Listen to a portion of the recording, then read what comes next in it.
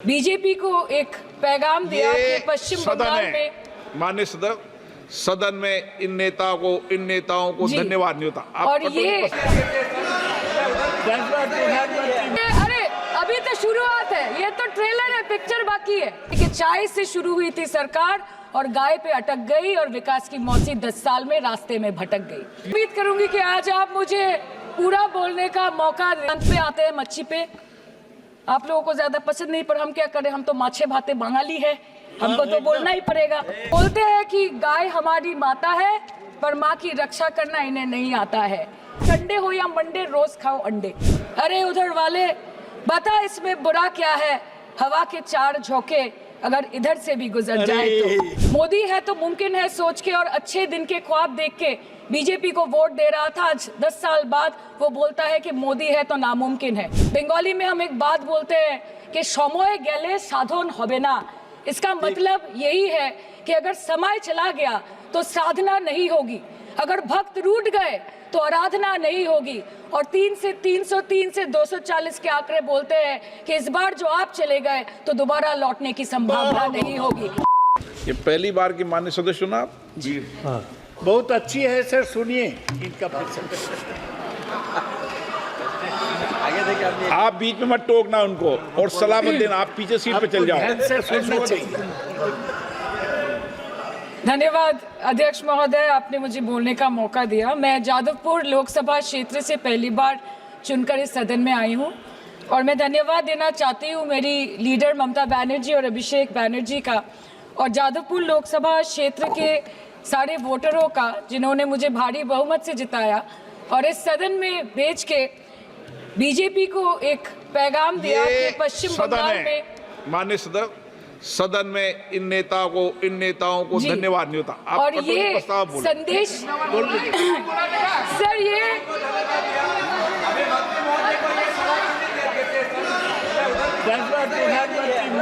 Sir okay sir, no problem sir. Sir मैं धन्यवाद देना चाहती हूँ जादवपुर लोकसभा क्षेत्र के लोगों का जिन्होंने मुझे भारी बहुमत से यहाँ पे जिता के भेजा और ये पैगाम दिया कि पश्चिम बंगाल में नफरत की रणनीति और धोखेबाजी की राजनीति नहीं चलेगी। अध्यक्ष महोदय, मैं उम्मीद करूंगी कि आज आप मुझे पूरा बोलने का मौका दें, क्योंकि हाल ही में हुए नीति आयोग की जो मीटिंग हुई थी वहां पे हमारी माननीय मुख्यमंत्री, जो देश की एकमात्र महिला मुख्यमंत्री भी है, उनका माइक बीच राह में ऑफ कर दिया गया था। वो बंगाल के अरे अभी तो शुरुआत है, ये तो ट्रेलर है, पिक्चर बाकी है।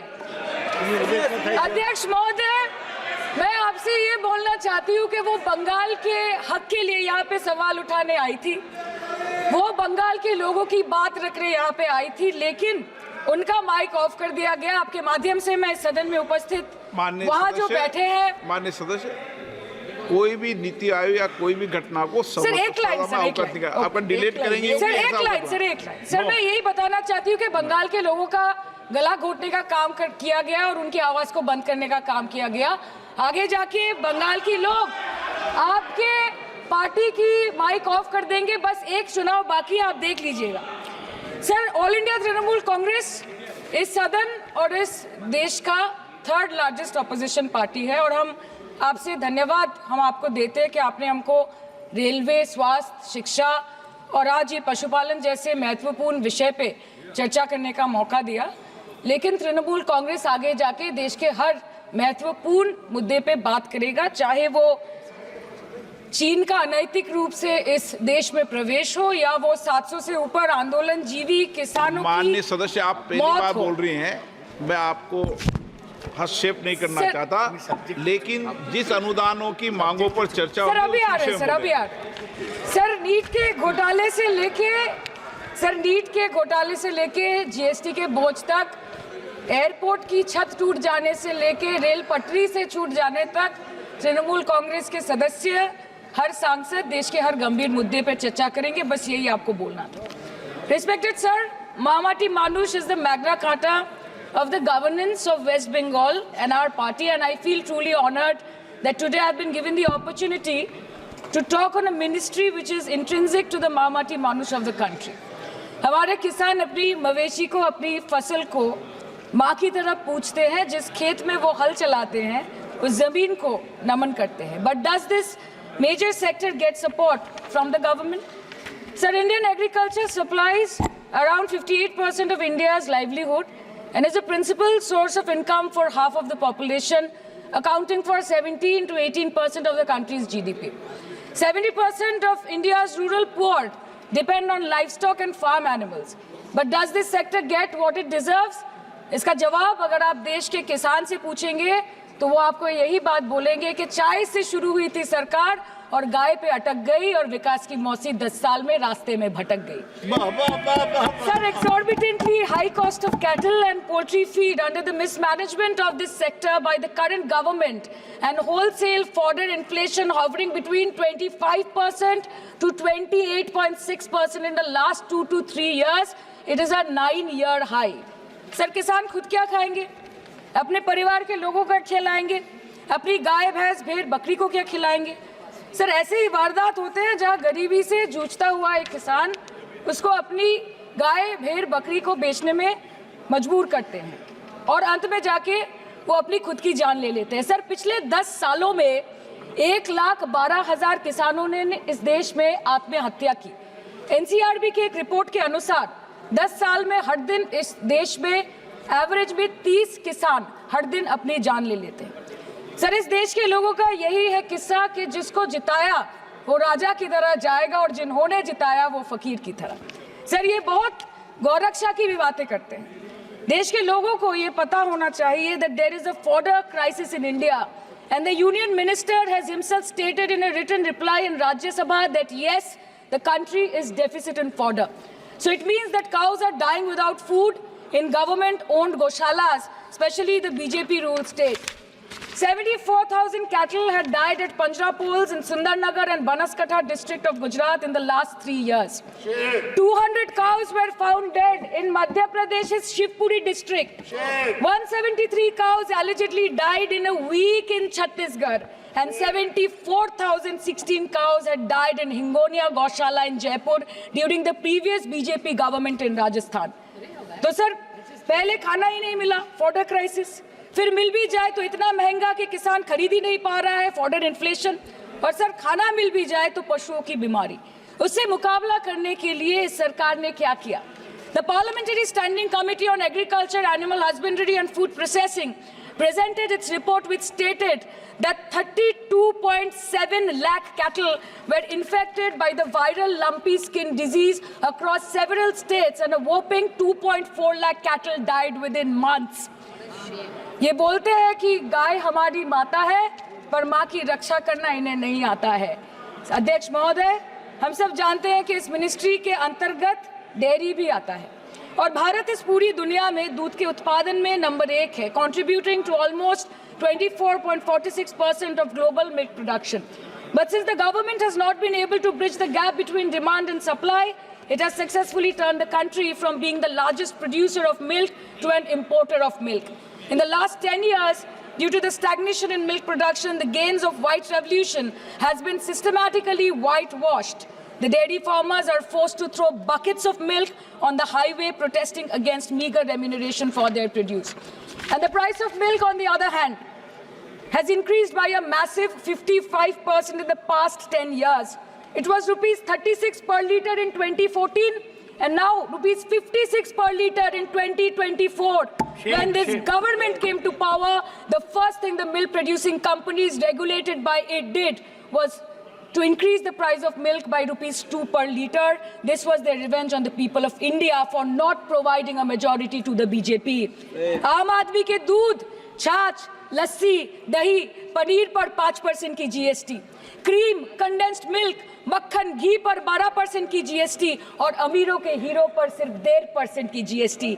सरकार उनको रिलीफ नहीं देती है जो विदेश में जाके मिल्क शेक और लाते की चुस्कियां लगाते हैं। ये सरकार उनको रिलीफ नहीं देती जो आम आदमी 2 पैकेट दूध खरीदने से पहले 10 बार सोचता है। सर, बचपन से हम सुनते आए थे कि संडे हो या मंडे रोज खाओ अंडे। India rank 2nd in egg production in the world. और अंडे का फंडा यही है सर कि भारत के बच्चों के किस्मत में महीने में एक अंडा नहीं मिलता। मिड डे मील के चलते हफ्ते में अगर एक आध अंडा मिल भी रहा था तो कहीं धर्म के नाम पे तो कहीं महंगाई के चलते उसे बंद करने की मांग उठ रही है. Sir, more than 50% children under the age of 5 suffer from chronic malnutrition in the country, and roughly 17% children are underweight, and yet most BJP ruled states do not serve eggs in midday meal scheme. This is the example of Poshan Kal in India. Sir, अंत पे आते हैं मच्छी पे. आप लोगों को ज्यादा पसंद नहीं, पर हम क्या करें, हम तो माछे भाते बंगाली है, हमको तो बोलना ही पड़ेगा. And not to forget that 2.8 crore fisher folk are employed directly in catching fish in the country, and millions are employed in the value chain of selling fish and aquaculture. India stands third in the world in the terms of fish production, contributing to 8% of global fish production, and ranks second in aquaculture production. The PM talks about blue revolution, but this government has allocated only 0.045% funds out of the total budget for the flagship scheme, Pradhan Mantri Matsya Sampad Yojana. Even after this meager allocation, they did not utilize 39% of the funds, and in 23-24, they did not utilize 24% of the funds allocated. और sir, भले ही सरकार को मणिपुर शब्द से allergy हो, but the fact remains that 1.5 years of lack of governance in the state has led to endangering of the fish species in India's largest freshwater body in Manipur, the Loktak Lake. So the government has to generate employment opportunities, investment in areas such as exports, post-harvest processing, and import substitution. It has to deal with adversities like overfishing, depleting of fish stocks, pollution, disease outbreak, destruction of habitat, and climate change. So my own parliamentary constituency has assembly constituencies like Baruipur, Shonarpur, Bhangor, which are heavily dependent on these sectors for livelihood. Main crops grown are wheat, rice, vegetable, fruit, oilseed, pulses, cotton and jute, and animal husbandry is practiced mostly by women in the self-help groups in the South Chobbish Pargona. They rear a wide range of domestic animals, including cattle, poultry, goat, particularly the black Bengal goat and the Pekin duck. And I take extreme pride in saying that in the last 5 years of the TMC government, the CM Mamata Banerjee has allocated a massive amount of 76,680 crore to agriculture and its allied sectors for their development. The government of West Bengal has achieved remarkable success in implementation of state schemes, namely Bangla Dairy. The state-owned company is providing financial incentive at the rate rupees 11.5 per litre of raw milk directly to the bank accounts of primary dairy farmers through milk unions. Bangla Dairy procured 3.55 crore kg milk in 2023, for which rupees 109 crore was paid to dairy farmers through direct benefit transfer. 47,900 fresh Kisan cards have been issued in the last 3 years for animal husbandry. Up to 30th November 2023, rupees 393 crore was sanctioned to marginal animal rearers in the rural areas. Bangla Shosho Bima scheme, a fully state-funded scheme for crop insurance. Total 1.28 crore farmers were enrolled under the scheme during 23-24. 70 lakh farmers got claim settlement worth rupees 247 crore. 76,049 farmers are getting pension amounting to rupees 1,000 per month under Joy Bangla scheme. Super Bangla scheme was introduced in 2014 for ensuring remunerative prices for agricultural produce, integrating about 80,000 farmers and procuring about 100 metric tons of perishables daily. The annual turnover of this project is now rupees 106 crore. 77 new stores have been opened in financial year 23-24. 186 Krisak Bajars sub-market yards are running successfully, providing excellent marketing infrastructure for aggregation and ease of marketing. And to be mentioned that West Bengal is one of the largest cold storage capacities in the country at more than 87 lakh metric ton with 620 cold storages. New investment of rupees 239 crore is upcoming in this sector this year with an employment opportunity for nearly 20,000 people. अरे उधर वाले, बता इसमें बुरा क्या है, हवा के चार झोंके अगर इधर से भी गुजर जाए तो. Now coming to the demands of pending funds from the government of India to West Bengal on animal husbandry and welfare. 50% of the central share, rupees 12.72 crore for financial year 23-24, being the recurring expenditure for mobile veterinary units is pending with the Government of India. Government of West Bengal requested for sanctioning an additional 126 MVUs for 24-25. However, it was regretted, citing want of funds. The proposed central share of 49.93 crore for financial year 24-25 for assistance to states for control of animal disease has not yet been released by the Government of India. Despite repeated persuasion, Department of Animal Husbandry and Dairying has not released the central share of rupees 10 crore for financial year 24-25 for various ongoing National Livestock Mission schemes, including the project for the establishment of Buck Semen Station in Horinghatta.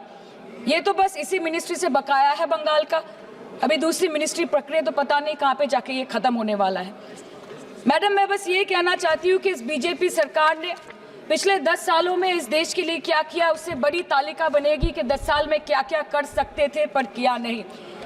2014 में जो किसान मोदी है तो मुमकिन है सोच के और अच्छे दिन के ख्वाब देख के बीजेपी को वोट दे रहा था, आज 10 साल बाद वो बोलता है कि मोदी है तो नामुमकिन है। शायद अभी वो किसान है भी नहीं।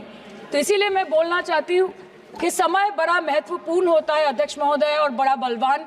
बंगाली में हम एक बात बोलते हैं कि समय गेले साधन होबे ना।